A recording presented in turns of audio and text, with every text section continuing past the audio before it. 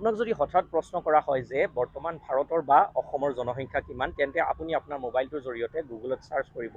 কিন্তু গুগলত গৈ আপুনি বিভূতিত পৰিব, কাৰণ গুগলত কোনো সঠিক তথ্য নাই। যিহেতু 2011 চনৰ পৰা দেশত লোকপিয়ল হোৱা নাই, গতিকে সেই তথ্য আপোনাৰ বাবে গ্ৰহণযোগ্য নহয়। কিন্তু মই আজি আপোনাক এনেকুৱা এটা বস্তু দেখুৱাবলৈ গৈ আছোঁ, সেইটো এটা ইণ্টাৰেষ্টিং বস্তু।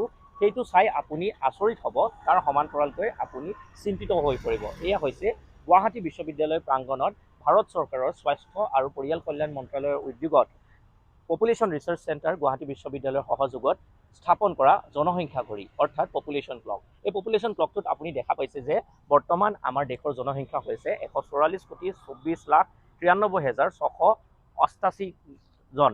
আৰু তাৰ তলতে আপুনি দেখা পাইছে অসমৰ যি জনসংখ্যা 3,62,51,454।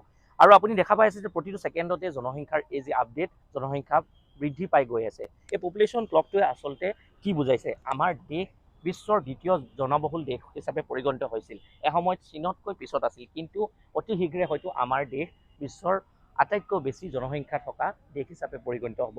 নিশ্চয়কৈ আমাৰ বাবে এক চিন্তনীয় কাৰণ। তথ্য কেন্দ্ৰ দি ইনফৰটেইনমেণ্ট হাবৰ জৰিয়তে আজি আপোনালোকক দেখুৱালোঁ পপুলেশ্যন ক্লক।